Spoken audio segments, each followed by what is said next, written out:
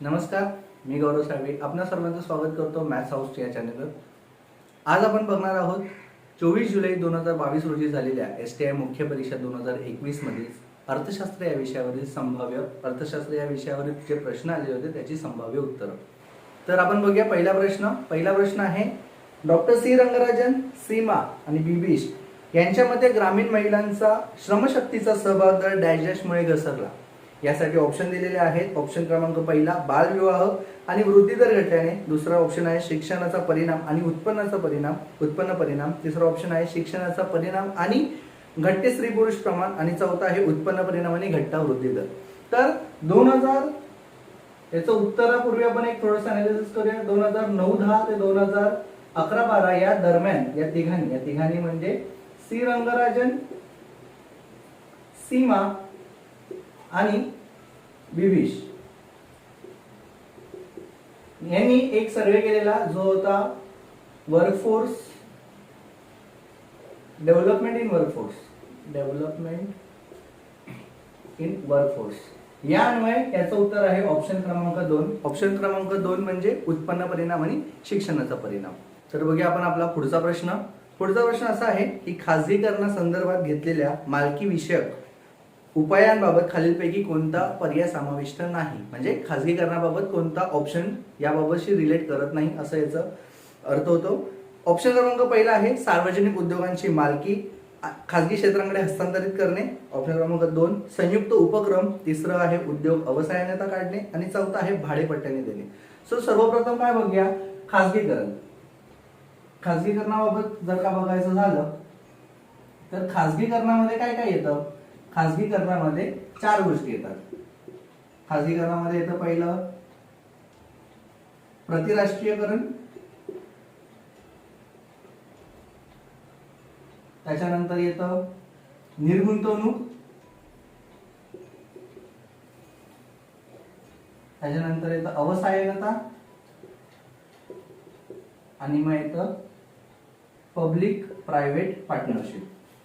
प्रतिराष्ट्रीयकरण म्हणजे आपला संपूर्ण जो काही सरकारचा वाटा आहे आणि मालकी आहे ती पूर्णपणे खासगीला विकून टाकणे। निर्गुंतवणूक म्हणजे काही भाग खासगीला विकणे। अवसायनता म्हणजे खासगी पूर्णपणे पैसा टाकून नवीन उद्योग उभारू शकते आणि पब्लिक प्रायव्हेट म्हणजे सरकार आणि खासगी एकत्र येऊन काम करू शकतात। मग याच्यापैकी उत्तर काय जर बघूया आपण, पहिला ऑप्शन सार्वजनिक उद्योगाची मालकी खासगी क्षेत्राकडे हस्तांतरित करणे, बरोबर। खासगी उद्योगाची मालकी हस्तांतरित केली तर आहे संयुक्त उपक्रम आहे, उद्योग अवसायनता आहे, राहिलं काय भाडेपट्ट्याने देणे, अच्छा हा नाहीये, म्हणजे ऑप्शन क्रमांक 4 याचं उत्तर आहे। तर आपण बघूया पुढचा प्रश्न असा आहे खालीलपैकी कोणते जागतिकीकरणाचे मापदंड नाही। ऑप्शन क्रमांक पहिला वस्तू व सेवांचा मुक्त प्रवाह, भांडवलाचा मुक्त प्रवाह, श्रमिकाचा मुक्त प्रवाह आणि जागतिक स्तरावर आर्थिक आणि सामाजिक आर्थिक समानता।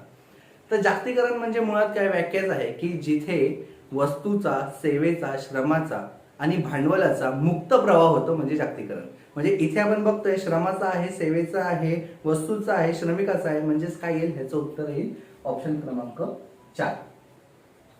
कारण का जागतिकीकरणामध्ये वस्तूचा, सेवेचा, भांडवलाचा आणि श्रमाचा मुक्त प्रवाह होत असतो, म्हणून ऑप्शन क्रमांक 4 याचं उत्तर। त्याला आपण बघूया पुढचा प्रश्न आहे की आर्थिक विकासाचे सामाजिक निर्देशक कोणते कोणते आहेत। यामध्ये ऑप्शन आहे शिक्षण, आरोग्य, अन्न आणि स्थूल राष्ट्रीय उत्पन्नाची वृद्धी।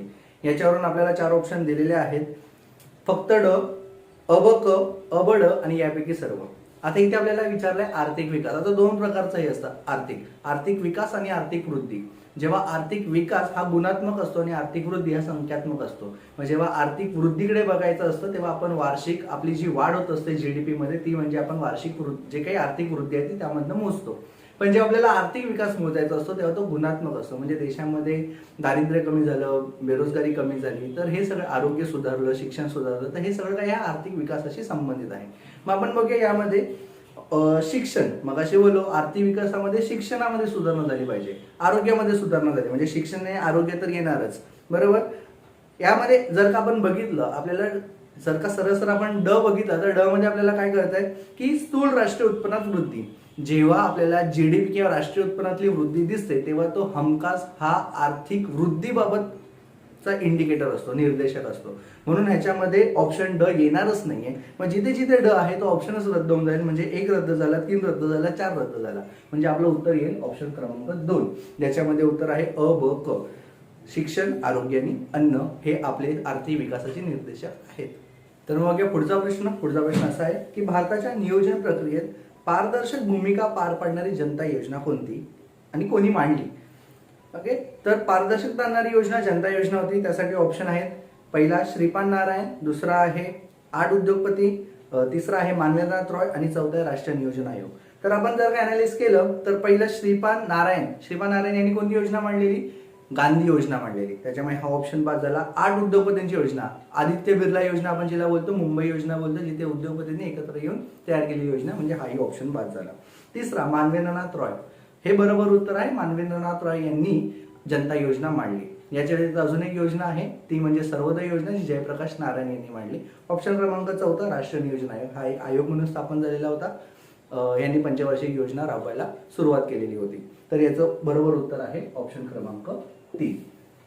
तर आपण बघूया पुढचा प्रश्न. 1994-95 ला सेवा करामध्ये सुरुवातीला कोणत्या सेवांना समाविष्ट करण्यात आलेलं होतं? ऑप्शन आहेत दूरध्वनी सेवा, शेअर ब्रोकिंग, हॉटेल सेवा आणि सर्वसाधारण विमा. याला ऑप्शन आपल्याला दिलेली आहेत. ऑप्शन क्रमांक 1 अ, ब, क, ऑप्शन क्रमांक 2 अ, क, ड, ऑप्शन क्रमांक 3 अ, ब, ड आणि ऑप्शन क्रमांक 4 ब, क, ड. तर 1994-95 ला जेव्हा सेवा कर सुरू झाला तेव्हा सेवा करामध्ये आपल्याला हॉटेल सेवा सोडून ज्या 3 सेवा आपल्याला दिलेल्या आहेत त्या ऍड केल्या गेलेल्या होत्या. म्हणजेच की दूरध्वनी सेवा, शेअर ब्रोकिंग आणि सर्वसाधारण विमा. सर्वसाधारण विमा याच्यामध्ये लाईफ इन्शुरन्स म्हणजे जी जीवन पॉलिसी असते ही येत नाही, म्हणून सर्वसाधारण विमा असं त्याचं नाव आहे. म्हणून याचं उत्तर असेल अ, ब, ड. म्हणून ऑप्शन क्रमांक 3 हे त्याचं उत्तर असेल. तर बघूया आपण पुढचा प्रश्न. केंद्र सरकारची करेतर उत्पन्नाची साधने कोणती? असा प्रश्न विचारलेला आहे. अ, शासकीय उपक्रमांचा नफा, 2 मालमत्ता कर, 3 राजकोषीय सेवा आणि 4 सर्वसाधारण सेवा. याला ऑप्शन आहेत. ऑप्शन क्रमांक 1 अ, ब, क, ऑप्शन क्रमांक 2 आहे अ, क, ड, ऑप्शन क्रमांक 3 आहे अ, ब, ड आणि ऑप्शन क्रमांक 4 आहे ब, क, ड. तर याचं उत्तर आपल्याला बघायचं असेल तर सर्वप्रथम आपण पहिले कर आणि करेतर केंद्र सरकारला जो काही उत्पन्न मिळतं म्हणजे उत्पन्न किंवा जमा ही कोणत्या प्रकारची असते? 2 प्रकारची असते. एक करापासून मिळणारी आणि एक असते करा व्यतिरिक्त मिळणारी, ज्याला आपण करेतर म्हणतो. मग करामध्ये आपल्याला 2 मिळतात. करामध्ये आपल्याला मिळतो प्रत्यक्ष करापासून मिळणारं उत्पन्न आणि अप्रत्यक्ष करापासून मिळालेलं उत्पन्न. आणि करेतर म्हणजे जे करामध्ये बसत नाही त्याला आपण करेतर म्हणतो. मग करेतर मध्ये काय काय येतं? लाभांश जे असतील म्हणजे नफा जो मिळालेला असेल तो आपल्याला इकडे येतो. असे बऱ्याच गोष्टी आहेत. दंड जो असतो तो येतो. कुठलंही शुल्क भरलं असेल सरकारला तर ते इकडे येतं. म्हणजे अशा बऱ्याच गोष्टी इकडे येतात. जे काही आपले सरकारी कंपन्या आहेत, सरकारी कंपन्या ज्या आहेत त्यांचा जो काही नफा असेल तो सुद्धा कुठे येतो? करेतर इन्कम मध्येच येतो. मग आपण ऑप्शन मध्ये बघूया. शासकीय उपक्रमांचा नफा आहे का? हो आहे. म्हणजे हा करेतर उत्पन्नाचं साधन आहे. मालमत्ता कर हा करामधला गोष्ट आहे जी प्रत्यक्ष करामध्ये येते, म्हणून मालमत्ता कर येणार नाही. राजकोषीय सेवा इकडे येते. जी कोणाला आपण राजकीय सेवा देतो ज्यातनं मिळणारं उत्पन्न असेल ते आपलं करेतर उत्पन्न असेल. सर्वसाधारण जेव्हा सेवा ज्या काही असतील जेव्हा आपण त्या देतो त्यातनं जे काही उत्पन्न मिळेल सरकारला, मग सेवा आपण बऱ्याच देतो. पोस्टल सर्व्हिस देतो, रेल्वे सर्व्हिस देतो किंवा ज्या काही सर्व्हिस आपण आपल्या शासनामार्फत दिल्या जातात त्यातनं मिळालेलं उत्पन्न सुद्धा सरकारचं करेतर उत्पन्न असतं. म्हणून याच्यामध्ये आपल्याला मालमत्ता कर सोडून जे अकड दिलेले आहेत हे बरोबर आहेत. अकड असा आपल्याला ऑप्शन दिलेला आहे. अकड ऑप्शन क्रमांक 2. अकड अ म्हणजे शासकीय नफा, शासकीय उपक्रमांचा नफा, राजकोषीय सेवा आणि सर्वसाधारण सेवा असं अकड ऑप्शन क्रमांक 2 हे याचं उत्तर आहे. पुढचा प्रश्न. 14व्या वित्त आयोगाचे अध्यक्ष कोण? असा एक प्रश्न विचारलाय. 14व्या वित्त आयोगाची स्थापना कोणाच्या अध्यक्षतेखाली करण्यात आली? 14वा वित्त आयोग 2015 ते 20 या कार्यकाळासाठी होता. रेड्डी आपल्याला ऑप्शन आहे वाय व्ही रेड्डी हे जे आहेत हे या वित्त आयोगाचे अध्यक्ष होते. जो कलम 280 नुसार वित्त आयोग स्थापन केला जातो. आपला जो 14वा वित्त आयोग 2015 ते 20 या कार्यकाळासाठी स्थापन केला गेलेला होता याचे अध्यक्ष कोण होते? Y V Reddy. आणि मग 15वा वित्त आयोग आता कुठला चालू आहे? 15 वित्त आयोग. 15 वित्त आयोगाचे अध्यक्ष कोण आहे? 15व्या वित्त आयोगाचे अध्यक्ष NK सिंग आहेत. ओके, तर बघूया आपण आपला पुढचा प्रश्न. खालीलपैकी अप्रत्यक्ष कर कोणते? असा आपल्याला प्रश्न विचारलाय. खालीलपैकी अप्रत्यक्ष कर कोणते? ऑप्शन क्रमांक पहिला GST, दुसरा आहे उत्पन्न कर, तिसरा आहे संपत्ती कर आणि चौथा आहे मालमत्ता कर. एकदम सोपा प्रश्न आहे. याचं उत्तर आहे GST, जो आपल्या देशाचा अप्रत्यक्ष कर आहे. ऑप्शन क्रमांक 1. तर बघूया आपला पुढचा प्रश्न. भारतात जीएसटीचा प्रारंभ कधी झाला? जीएसटीचा प्रारंभ कधी झाला? तर ऑप्शन आहे 8 नोव्हेंबर 2016, 1 जुलै 2017, 17 जुलै 2017, 1 जुलै 2018. तर याचं योग्य उत्तर आहे 1 जुलै 2017. याच्यामध्ये 8 नोव्हेंबर 2016 दिलेला आहे, जे आपल्या विमुद्रीकरणाचा दिवस आहे. विमुद्रीकरण या दिवशी झालेलं होतं, ज्याला आपण डिमॉनिटायझेशन आपण ज्याला म्हणतो, हे आपलं 8 नोव्हेंबर 2016ला करण्यात आलेलं होतं. म्हणजे आणि जो 1 जुलै 2017ला जीएसटीचा प्रारंभ झाला, तेव्हा आपल्या संसदेची विशेष बैठक बोलवण्यात आलेली होती, जी रात्री 12 वाजता झालेली होती. याच्याबाबत हे एक वैशिष्ट्य आपण लक्षात ठेवू शकतो. तर आपण बघूया पुढचा प्रश्न. ट्रिप्स अंतर्गत अन्न, औषधे आणि रासायनिक उत्पादने यांना डॅश डॅश वर्षासाठी कॉपीराइट व इतर अधिकारांचे संरक्षण मिळते. ऑप्शन आहेत 20, 50, 30 आणि 25. तर याचं उत्तर आहे 20. पण या व्यतिरिक्त अजून कुठले कुठले कॉपीराइट असतात? तर कॉम्प्युटर प्रोग्राम याच्यासाठी कॉपीराइट असतो. कॉम्प्युटर प्रोग्राम, फिल्म, सॉन्ग ह्याच्यासाठी जे कॉपीराइट असतात हे 50 वर्षासाठी असतात. पण त्या व्यतिरिक्त इंटेलेक्च्युअल सर्किट आणि औद्योगिक डिझाईन म्हणजे इंडस्ट्रियल डिझाईन ह्याच्यासाठी किती वर्षाचे कॉपीराइट असतात? 10 वर्षाचे कॉपीराइट असतात. पण आपल्याला काय विचारलेलं आहे? अन्न, औषध आणि रासायनिक उत्पादने यांना किती वर्षासाठी कॉपीराइट दिले जातात? तर याचं उत्तर आहे 20 वर्षासाठी, म्हणजे ऑप्शन क्रमांक 1 याचं उत्तर आहे. पुढचा प्रश्न. अंदाजपत्रकीय तूट म्हणजे काय? म्हणजे अर्थसंकल्पीय तूट म्हणजे काय? आपण बघूया. अंदाजपत्रीय तूट यालाच आपण काय बोलू? अर्थसंकल्पीय तूट यालाच बोलूया आपण अर्थसंकल्पीय तूट. अंदाजपत्रीय तूट म्हणजे अर्थसंकल्पीय तूट म्हणजेच काय हे आपल्याला विचारलेलं आहे. आपल्याला बोललेले आहे तूट. तूट कधी येते? जेव्हा आपण खर्चातून जमा वजा करतो तेव्हा आपल्याला तूट येते. बरोबर? म्हणजेच आपल्याला जर का ऑप्शन मध्ये बघितलं तर आपल्याला दिसून येईल प्राप्ती, एकूण प्राप्ती वजा एकूण खर्च हे दिलेलं आहे. म्हणजे तुमचा ऑप्शन क्रमांक 1 इथेच बाद झालेला आहे. त्यानंतर काय दिलेलं आहे? वित्तीय तूट. ओके, वित्तीय तूट आपण थोडंसं बाजूला ठेवूया.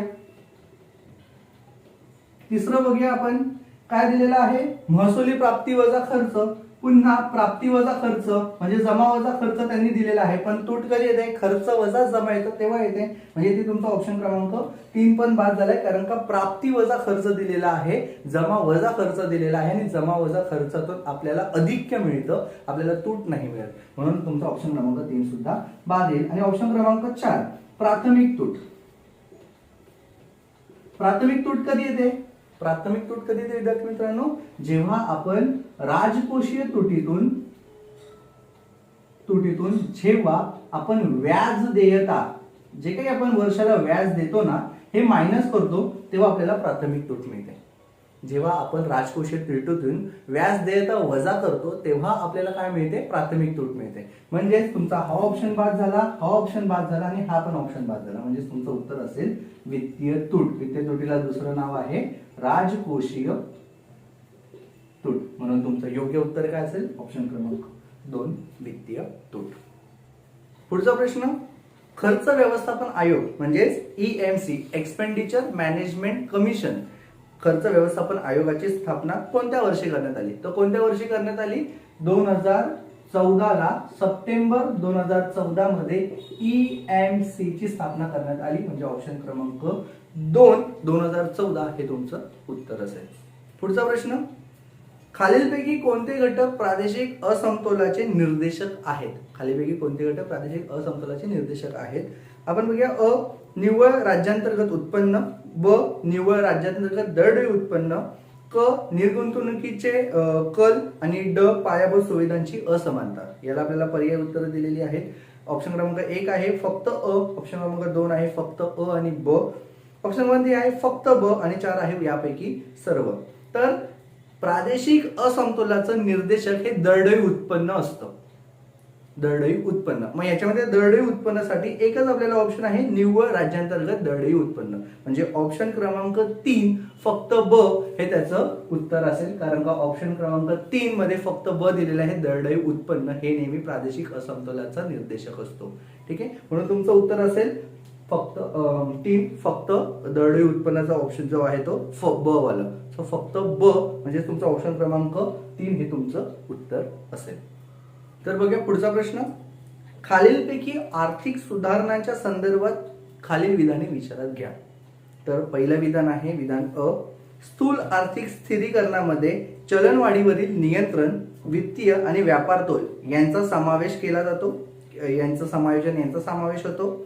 ब विधान आहे संरचनात्मक समायोजनामध्ये व्यापार आणि भांडवल प्रवाह सुधारणा, औद्योगिक नियमन यांचा समावेश होतो. तर आपल्याला बघूया आर्थिक सुधारणा 1991 ला आपण आर्थिक सुधारणा केल्या. आर्थिक सुधारणामध्ये आपण 2 भाग पडतो. काय? स्थूल आर्थिक स्थिरीकरण, इंग्लिश मध्ये आपण त्याला मॅक्रो इकॉनॉमिक स्टॅबिलायझेशन असं म्हणतो, आणि ते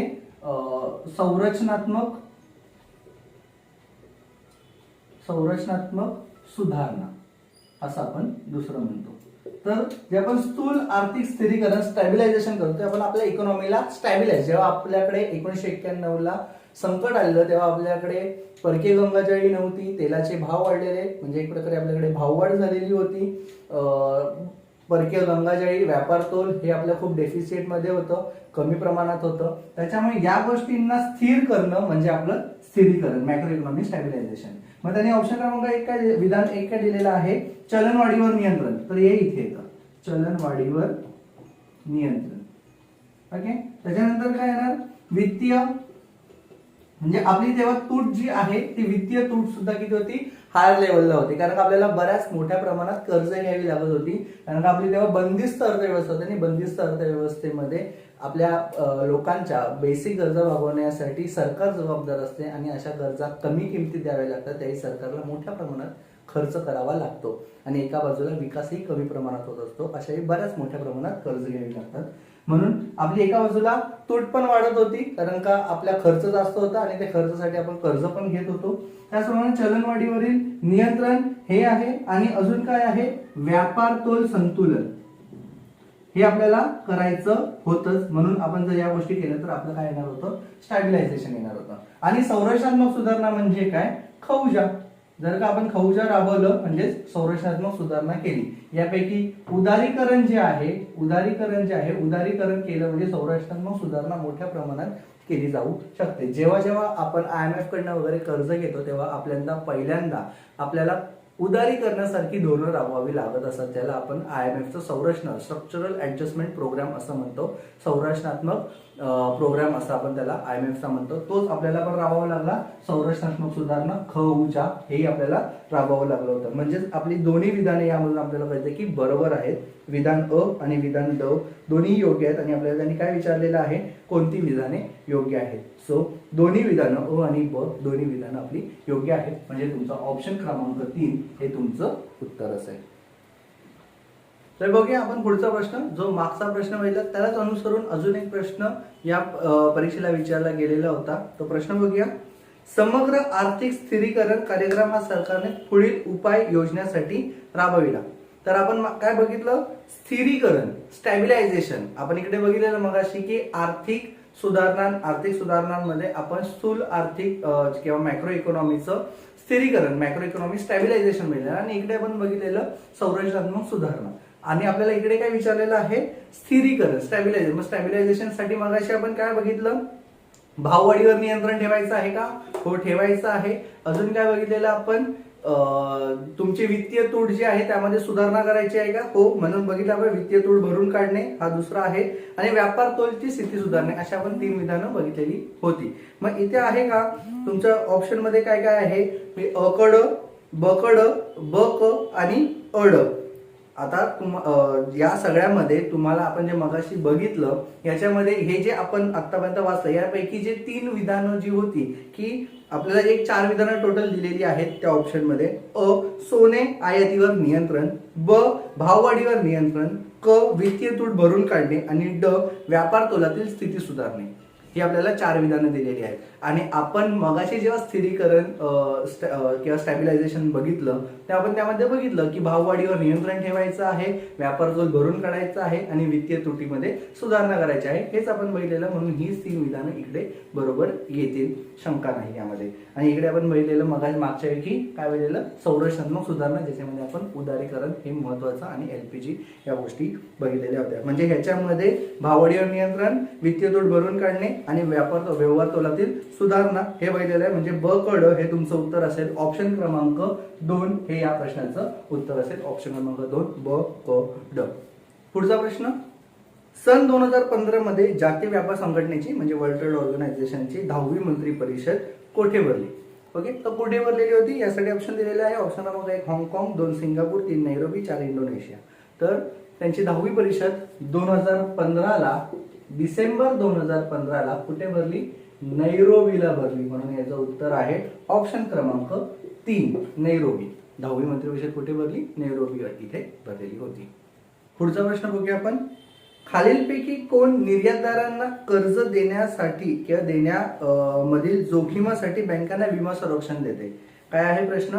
खालीलपैकी कोण निर्यातदार कर्जदारांना निर्यात कर्ज देण्यामधील जोखमीसाठी बँकांना विमा संरक्षण देते? म्हणजेच काय, जे निर्यात करत आहे त्यांना तुम्ही कर्ज द्या, तुम्हाला आम्ही काय देऊ? विमा संरक्षण देऊ. असं विमा संरक्षण देणारी कंपनी कोणती, असा आपल्याला प्रश्न विचारलेला आहे. तो ऑप्शन मध्ये आहे. ऑप्शन क्रमांक 1 एक्झिम बँक, भारतीय आयात निर्यात बँक. ऑप्शन क्रमांक 2 आहे निर्यात प्रोत्साहन भांडवली वस्तू योजना, ज्याला ईपीसीजी म्हणतो. तिसरं आहे export credit guarantee of India limited, याला आपण ईसीजीसी म्हणतो. Export credit guarantee scheme programme आहे हा. त्यानंतर चौथा आहे आपत्कालीन क्रेडिट लाईन हमी योजना. तर इथे आपल्याला नावातच दिसेल ऑप्शन क्रमांक 3 मध्ये की export credit guarantee corporation of India limited. नावातच आहे एक्सपोर्ट क्रेडिट गॅरंटी. जे तुम्ही एक्सपोर्टला करणाऱ्यांना जे कर्ज द्याल त्याला आम्ही काय करू? इन्शुरन्स देऊ. सो इथे निर्यातदारांना जे असतात, ज्यांना निर्यातदारांना कर्ज दिलं जातं बँकांकडून, त्या बँकांना काय दिलं जातं की हा तुम्हाला जे कर्ज दिलेलं आहे हा कर्ज तुम्हाला परत फेडेल आणि नाही फेडलं तर आम्ही त्याचं तुम्हाला विमा संरक्षण करून देत आहोत, विमा काढून देत आहोत, हा त्याचा अर्थ आहे. आणि हे करणारी संस्था कोणती आहे? ईसीजीसी, एक्सपोर्ट क्रेडिट गॅरंटी वाली. ह्याची जी स्थापना आहे ही कधी झाली आहे? 1957 ला झालेली आहे आणि याचं हेडक्वार्टर आहे मुंबईला आहे. ओके, सो याचं हेडक्वार्टर आहे मुंबई. म्हणून याचं ऑप्शन क्रमांक 3 हे याचं विमा संरक्षण देणारी संस्था म्हणून काम करते, ईसीजीसी. म्हणून त्याचं उत्तर आहे ऑप्शन क्रमांक 3. पुढचा प्रश्न बघूया. थेट लाभ हस्तांतरण डीबीटी या योजनेवर खालीलपैकी उद्दिष्ट सांगा. बऱ्याचदा हा प्रश्न येऊन गेलेला आहे डीबीटीवर. सो थेट हस्तांतरण डायरेक्ट बेनिफिट ट्रान्सफर याचा आपल्याला काय फायदा होऊ शकतो? तर पहिलं लक्ष सुधारणा, भ्रष्टाचार कमी करणे, तिसरं अपव्यय टाळणे आणि चौथं खर्चावर नियंत्रण मिळणे. तर हे जे चारीच्या चारी दिलेले आहेत, लक्ष सुधारणा म्हणजे जो बेनिफिशियरी आहे त्याला थेट आपण हा लाभ देऊ शकतो. भ्रष्टाचार कमी करणे, तर हो, आपला जो रुपया जर वरतून 100 सोडले असेल तर खाली पण 100च मिळाले पाहिजेत, हा त्याचा त्यामुळे भ्रष्टाचार कमी होऊ शकतो. अपव्यय टाळणे, वेळेचा आणि पैशाचा दोघांचा अपव्यय टाळायचा आहे आणि खर्चावर नियंत्रण मिळवायचं आहे. म्हणून याचं उत्तर आहे वरीलपैकी सर्व. ऑप्शन क्रमांक 4 हे याचं उत्तर असेल, वरीलपैकी सर्व. पुढचा प्रश्न बघूया. खाली दिलेल्या माहितीच्या आधारे संस्था ओळखा. तर विधान अ आहे याची स्थापना 1999 मध्ये झाली. विधान 2 आहे याची स्थापना 97 ते 99 जागतिक आर्थिक संकटामुळे उद्भवलेल्या आर्थिक परिस्थितीवर उपाय शोधण्यासाठी झाली. क विधान आहे ही एक आंतर सरकारी मंच म्हणून काम करते. आणि विधान ड आहे याची निर्मिती आंतरराष्ट्रीय आर्थिक स्थिरता प्राप्त करण्यासाठी व धोरणांवर चर्चा करण्यासाठी हिची स्थापना झाली. या 4 विधानांवरून आपल्याला ऑप्शन दिलेले आहेत. संस्था ओळखायची आहे. ऑप्शन क्रमांक 1 जागतिक बँक, ऑप्शन क्रमांक 2 G20, 3 आहे आशियाई विकास बँक आणि 4 आहे G7. जर का आपण पहिलंच विधान बघितलं याची स्थापना 1999 ला झाली. जर का आपल्याला या चौघांचं स्थापना वर्ष माहित असेल तर आपल्याला इकडेच याचं उत्तर मिळालेलं आहे. तर आपण बघितलं पहिलं जागतिक बँक कधी झाली? डिसेंबर 1945 ला याची स्थापना झाली आहे, म्हणजे हा ऑप्शन बाद झाला. दोन, G20 ची स्थापना 1999 ला झालेली आहे. म्हणजे इथेच तुम्हाला तुमचं उत्तर मिळालेलं आहे. या व्यतिरिक्त आपण बघूया तिसरा, आशियाई विकास बँक कधी स्थापना झालेली आहे? 1966 ला झालेली आहे. 1966 ला एशिया डेव्हलपमेंट बँक म्हणजे आशियाई विकास बँकेची स्थापना झालेली आहे. आणि G7 ची स्थापना कधी झाली? 1975 ला झाली. 1975 ला G7 ची स्थापना करण्यात आलेली आहे. त्याच्यामुळे आपल्याला उत्तर कुठे मिळालं? 1999 स्थापन झालेली एकच संस्था आहे आपल्या ऑप्शन मध्ये, ती म्हणजे G20 ही आपल्या ऑप्शन मध्ये दिलेली आहे. म्हणजे ऑप्शन क्रमांक 2 हे तुमचं योग्य उत्तर असेल, G20.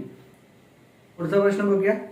सरकारचे अल्पकालीन निधी गोळा करण्याचे साधन कोणते? ऑप्शन आहे सरकारी हुंड्या, दुसरा आहे बाजार कर्जे, तिसरा आहे प्रतिभूती आणि 4 आहे वरीलपैकी कोणतेही नाही.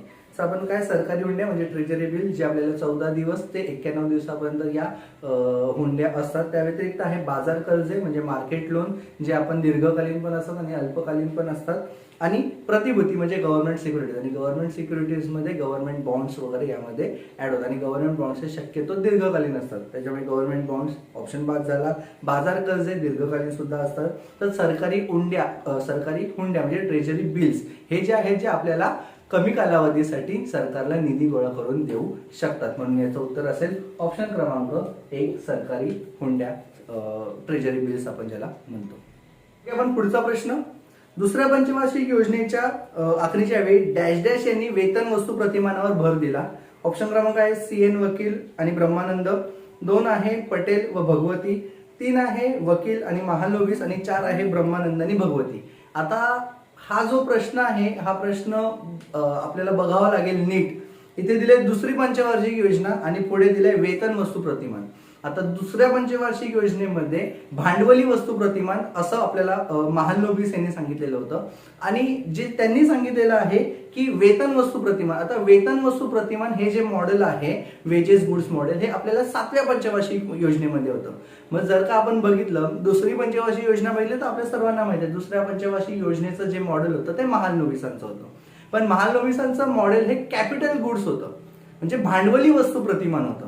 पण ह्यांनी आपल्याला काय विचारलेलं आहे की वेतन वस्तू प्रतिमान. मग वेतन वस्तू प्रतिमान कोणाचं आहे? ब्रह्मानंद आणि वकील यांचं आहे जे 7व्या पंचवार्षिक योजनेमध्ये राबवलं गेलेलं होतं. म्हणजेच त्यांनी एका प्रश्नामध्ये दोन्ही पंचवार्षिक योजना ऍड केल्यात असं वाटत आहे. त्यामुळे बराच कन्फ्युजिंग प्रश्न आहे, रद्द होण्याचे चान्सेस आहेत. पण मी वेतन वस्तू प्रतिमान यावरून तरी मी याचं उत्तर 1 लिहीन, वकील आणि ब्रह्मानंद. आणि जर मी दुसरी पंचवार्षिक योजनेला अनुसरून उत्तर लिहायचं असेल तर मी महालनोबिस उत्तर लिहीन म्हणजे ऑप्शन क्रमांक 3. सो ह्याची 2 उत्तरं निघतात. मी जर का मॉडेलवर विचार केला तर उत्तर निघतं 1, वकील आणि ब्रह्मानंद. कारण का यांची 7व्या पंचवार्षिक योजनेमध्ये यांनी आपल्याला वेजेस गुड्स प्रतिमान म्हणजे मजूर वस्तू प्रतिमान हे वापरलेलं होतं. आणि दुसऱ्या पंचवार्षिक योजनेचा वापर केला तर मी म्हणेन की महालनोबिस यांचं कॅपिटल गुड्स प्रतिमान.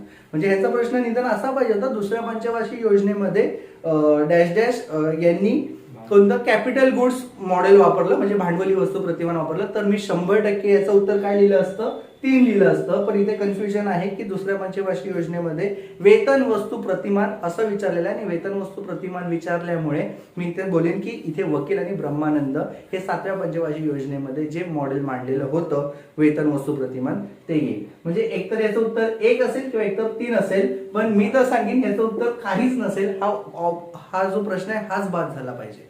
तर आपण बघूया आता पुढचा प्रश्न, 9व्या पंचवार्षिक योजनेस डॅश डॅश यावर आर्थिक भर देण्यात आलेला होता. तर बराच सोपा प्रश्न आहे. 9व्या पंचवार्षिक योजनेमध्ये कशावर भर देण्यात आलेला होता? पहिले ऑप्शन बघूया. अ, सेवा क्षेत्राचा विकास, ब, औद्योगिक क्षेत्राचा विकास, क, पायाभूत सुविधांचा विकास, ड, सामाजिक न्याय व समतेसह आर्थिक वृद्धी असं आहे. तर त्याला पर्यायी उत्तर दिलेली आहे फक्त अ, फक्त ब, अ आणि ब आणि फक्त ड. तर 9व्या पंचवार्षिक योजनेमध्ये कशावर भर देण्यात आलेला? सामाजिक न्याय व समतेसह आर्थिक वृद्धी यावर भर देण्यात आलेला होता. म्हणजे फक्त ड हा जो तुमचा आहे ऑप्शन क्रमांक 4. 9व्या पंचवार्षिक योजनेमध्ये अजून एक गोष्ट सांगितली की सेवा क्षेत्राचा सर्वाधिक विकास करण्यात आलेला होता. आणि इथे दिलेला आहे सेवा क्षेत्राचा विकास. पण इथे तुमचा अ आणि ड असं काही दिलेलं नाही त्याच्यामुळे ते उत्तर येऊ शकत नाही. सो फक्त ड हे त्याचं उत्तर असेल म्हणजे ऑप्शन क्रमांक 4 हे त्याचं उत्तर असेल.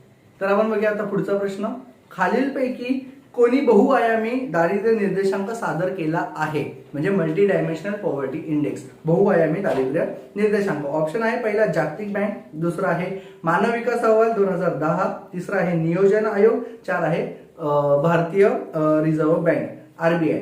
तर याचं सोपा प्रश्न आहे, याचं उत्तर आहे मानव विकास अहवाल ह्युमन डेव्हलपमेंट इंडेक्स 2010 हे त्याचं उत्तर आहे, म्हणजे ऑप्शन क्रमांक 2 हे त्याचं उत्तर असेल. यांनी कोणी सादर केला तर ह्युमन डेव्हलपमेंट इंडेक्स यांनी मल्टी डायमेन्शनल पॉवर्टी इंडेक्स हा सादर केलेला, म्हणून उत्तर आहे ऑप्शन क्रमांक 2. तर बघा पुढचा प्रश्न, भारतात कोणत्या प्रकारची बेकारी आढळते, म्हणजे भारतामध्ये कोणत्या प्रकारची बेरोजगारी आढळते. तर अ आहे छुपी बेरोजगारी, ज्याला आपण प्रच्छन्न बेरोजगारी म्हणतो, ब हंगामी बेरोजगारी, क शैक्षणिक बेरोजगारी, चार रचनात्मक बेरोजगारी, हिलाच आपण संरचनात्मक बेरोजगारी म्हणतो. मग भारतामध्ये कोणत्या कोणत्या प्रकारची बेरोजगारी बघायला मिळते, तर त्यांनी यांना पर्याय उत्तर दिलेली आहे, फक्त अ, ब, क, फक्त क आणि यापैकी सर्व. तर भारतामध्ये कोणत्या प्रकारची बेरोजगारी बघायला मिळते, तर भारतामध्ये संरचनात्मक बेरोजगारी पण मिळते, छुपी बेरोजगारी पण दिसते, हंगामी बेरोजगारी पण दिसते आणि संरचनात्मक बेरोजगारी पण दिसते. म्हणजे आपल्या भारतामध्ये त्यांनी दिलेले ज्या 4 बेरोजगारी आहेत त्या चारीच्या चारी बेरोजगारी दिसतात, म्हणून त्याचं उत्तर असेल यापैकी सर्व बेरोजगारी भारतामध्ये पाहावयास मिळतात, म्हणून ऑप्शन क्रमांक 4 यापैकी सर्व या भारतामध्ये बेरोजगारी बघायला मिळते. ऑप्शन क्रमांक 4 हे त्याचं उत्तर असेल. पुढचा प्रश्न, दूरध्वनी सेवेत परकीय गुंतवणुकीस डॅश डॅश वर्षापासून परवानगी देण्यात आली. ऑप्शन आहे 1991, 1994, 2001 आणि 2005. तर याचं उत्तर आहे की टेलिकॉम सेक्टरमध्ये एफडीआय ला कधी सुरुवात झाली, तर टेलिकॉम सेक्टरमध्ये एफडीआय ला 1991 या वर्षापासून सुरुवात झाली, म्हणजे ऑप्शन क्रमांक 1. 1991 ला आपलं आर्थिक सुधारणा धोरण आलं आणि याच धोरणान्वये आपण एफडीआय ला आपल्या देशामध्ये परवानगी दिली. तर पहिल्यांदा टेलिकॉमला आपण सुरुवात केली होती 1991 पासून आपल्याला टेलिकॉम मध्ये एफडीआय ला सुरुवात झाली, म्हणून ऑप्शन क्रमांक 1 हे याचं योग्य उत्तर असेल. आणि आज जर का बघायला तर टेलिकॉम मध्ये ऑटोमॅटिक रूट मधून आपण स्वयंचलित मार्गाद्वारे आपल्या देशामध्ये टेलिकॉमला 100% एफडीआय अलाव आहे. सो सध्या तरी याचं उत्तर आहे कधी सुरुवात झाली, तर 1991, ऑप्शन क्रमांक 1. तर बघा पुढचा प्रश्न, जागतिक व्यापार संघटना करार केव्हा अंमलात आला, म्हणजे world trade organisation, in short world trade organisation कधीपासून सुरू झालं. तर ऑप्शन आहे 1 जानेवारी 1991, 5 फेब्रुवारी 1994, 1 जानेवारी 1995 आणि 26 जानेवारी 1996. तर याचं उत्तर आहे 1 जानेवारी 1995. मार्राकेश करारानुसार मार्राकेश करार झाला आणि मार्राकेश करारानुसार WTO ची स्थापना झाली, आणि ही कधीपासून अंमलात आली, तर ऑप्शन क्रमांक 3 आहे 1 जानेवारी 1995 पासून ही WTO ची स्थापना करण्यात आलेली आहे. तर इथे तुमचं उत्तर आहे 1 जानेवारी 1995, ऑप्शन क्रमांक 3. तर बघा पुढचा प्रश्न, जागतिक व्यापार संघटनेच्या संदर्भात खालील विधाने विचारात घ्या, म्हणजे WTO ची खालील विधाने विचारात घ्यायची आहेत. विधान अ, जागतिक व्यापार संघटनेचा उद्देश आंतरराष्ट्रीय व्यापारावरील बंधने नाहीशी करणे असा आहे. 2 म्हणजे ब, मंत्री परिषद हे सर्वोच्च निर्णय घेणारे मंडळ आहे. आणि क, डिसेंबर 2005 मध्ये 6वी मंत्री परिषद दोहा येथे झाली. तर आपण पहिले 3 ऑप्शन पेक्षा त्यांनी जी विधानं दिली ती बघूया. पर्यायी उत्तरे, विधान फक्त अ व ब बरोबर. आपल्याला त्यांनी विचारले असत्य विधान कुठलं ओळखायचं आहे. विधान अ व ब असत्य, विधान ब व क असत्य, फक्त ब असत्य आणि विधान फक्त क असत्य. मग आता जर का बघितलं तर आंतरराष्ट्रीय संघटनेची बंधने नाहीशी करणे हा आहे का उद्देश WTOचा, तर हो आहे. 2 मंत्रिपरिषद सर्वोच्च निर्णय घेते का, तर हो घेते, म्हणून आपण त्याला WTO मिनिस्ट्री कॉन्फरन्स असं त्याला म्हणतो. ओके, म्हणून अ आणि ब बरोबर आहे, म्हणून जिथे जिथे ब आणि जिथे जिथे आहे ते ऑप्शन असेच बाद झाले. ऑप्शन क्रमांक क, डिसेंबर 2005 मध्ये 6वी मंत्रिपरिषद दोहा येथे झाली का, तर दोहा येथे 2001 ला परिषद भरलेली येते, त्याच्यामुळे हे विधान चुकीचं आहे. तर विधान फक्त क हे चुकीचं आहे, म्हणून ऑप्शन क्रमांक 4 हे त्याचं उत्तर आहे की विधान फक्त क हे असत्य आहे. पुढचा प्रश्न, कर विषयक सुधारणा करण्यासाठी भारतात कोणत्या समित्यांची स्थापना करण्यात आलेली आहे, म्हणजे आतापर्यंत कोणत्या कोणत्या समित्या स्थापन केलेल्या आहेत कर सुधारणांसाठी. तर अ आहे चेलैया समिती, ब आहे एलकेचा समिती, क आहे भूतलिंगन समिती आणि ड आहे वांचू समिती. तर आपण पहिल्यांदा अनालिसिस करूया की या समित्या कधी कधी आल्या आणि या कर विषयक होत्या की नव्हत्या. अ चेलैया समिती कधी आली, 1991 ला आली. तर यांनी सांगितलेलं हो, अर्थात ही कर विषयक होती. हिने सांगितलेलं की कस्टम ड्युटी कमी करावी, आयकरामध्ये ऐका नाही कॉर्पोरेट टॅक्समध्ये म्हणजे जो कंपन्यांना टॅक्स लागतो तो कमी करावा, याबाबत यांनी शिफारसी केलेल्या होत्या चेल्लिया समितीने. त्याचप्रमाणे विक्री करावर वॅट लावावा याची शिफारस सुद्धा चेल्लिया समितीने 1991 ला केलेली होती. या व्यतिरिक्त म्हणजे ही पहिली समिती कर सुधारणा विषयक आहे का, तो हो आहे. एलकेचा समितीची स्थापना 1976 एक्साइज ड्युटीवर वॅट पद्धतीने एक्साइज ड्युटी लावावी असं त्यांनी सांगितलेलं होतं, म्हणून एलकेचा समिती 1976 कर सुधारणा विषयक आहे का, तर हो आहे. भूतलिंगन समिती 1968 ला भूतलिंगन समिती स्थापना झाली. याच्यामध्ये मोड वॅट याची त्यांनी शिफारस केलेली होती.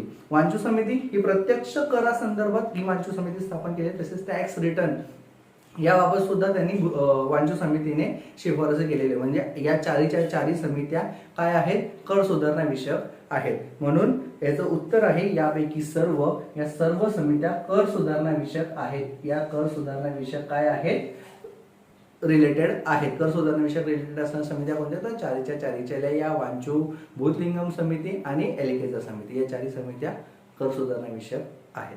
तर ऑप्शन क्रमांक 4 हे तुमचं उत्तर असेल. तर शेवटचा प्रश्न, खालील विधाने विचारात घ्या. विधान अ, 1 एप्रिल 2005 पासून भारतात वॅट लागू करण्यात आला. विधान ब, जम्मू आणि काश्मीर केंद्रशासित प्रदेश वगळता सर्व राज्य व केंद्रशासित प्रदेशांना वॅट लागू केला होता. यापैकी योग्य विधान ओळखा. ऑप्शन क्रमांक 1 फक्त अयोग्य, 2 फक्त ब योग्य, 3 अ व ब दोन्ही योग्य आणि अ व ब दोन्ही अयोग्य.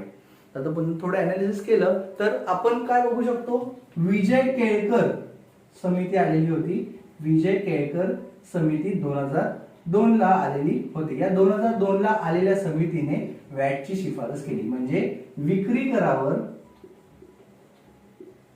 वॅट लागू करावा अशी शिफारस कोणी केली, विजय केळकर समितीने. याच्या आधी कोणी केलेली, विक्री करावर वॅट लावावा वॅटची शिफारस कोणी केलेली, तर चेल्लिया समितीने 1991 ला केलेली होती. या व्यतिरिक्त अजून कोणी केली, तर असीमदास गुप्ता समितीने पण काय केलेली होती, वॅटची शिफारस केलेली होती. या सर्व शिफारसींना अनुसरून 1 एप्रिल 2015 पासून या वॅटची अंमलबजावणी सुरू झाली. त्याच्यामुळे तुमचं विधान 1 आहे जे बरोबर आहे.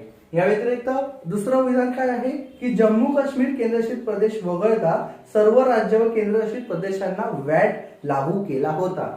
तर हे विधान योग्य की अयोग्य, तर जम्मू आणि काश्मीरला लागू केला नव्हता हे बरोबर आहे, पण या व्यतिरिक्त सर्व केंद्रशासित प्रदेशांना लागू केलेला का, हे विधान चुकीचं आहे. कारण का जम्मू काश्मीर या केंद्रशासित प्रदेशाला लागू नाही. या व्यतिरिक्त लक्षद्वीप आणि अंदमान निकोबार यांना सुद्धा, जम्मू काश्मीर, लक्षद्वीप आणि अंदमान निकोबार या केंद्रशासित प्रदेशांना सुद्धा वॅट लागू केला नव्हता. म्हणून तुमचं विधान जे 2 आहे ते अयोग्य आहे. सो विधान अयोग्य आणि ब अयोग्य, म्हणजे तुमचा ऑप्शन क्रमांक 1 की 1 एप्रिल 2015 पासून अंमलबजावणी सुरू झाली, तर हे योग्य आणि हे अयोग्य. म्हणजेच विधान अयोग्य, ऑप्शन क्रमांक 1 हे त्याचं योग्य उत्तर आहे, केवळ अयोग्य आहे. आणि याच एक्झामला अजून एक प्रश्न होता की विजय केळकर समितीची स्थापना, तर विजय केळकर समितीची स्थापना आहे 2002. तर आज आपण बघितलं आपल्या अर्थशास्त्र या विषयावर विचारलेल्या सर्व प्रश्नांची संभाव्य उत्तरं. असाच सिलेबस किंवा असाच अर्थशास्त्राचा सिलेबस आपण येणाऱ्या काळामध्ये कन्सेप्च्युअल आणि थिओरिटिकल या दृष्टिकोनातून पूर्णपणे कव्हर करणार आहोत. म्हणजेच आतापर्यंत जे आज बघितले परीक्षाभिमुख प्रश्न जे कसे होते, त्याच परीक्षाभिमुख प्रश्नांना अनुसरून आपण आपलं जी लेक्चरची सिरीज आहे ती पुढे नेणार आहोत. तर तुमच्या विद्यार्थी मित्रांना विनंती आहे की तुम्ही हा व्हिडिओ आपल्या विद्यार्थी जे तुमचे मित्र आहेत त्यांना शेअर करा, त्यांना सबस्क्राईब करा सांगा. आणि तुम्हाला हा व्हिडिओ आवडला असेल तर शेअर करा, लाईक करा आणि सबस्क्राईब करा.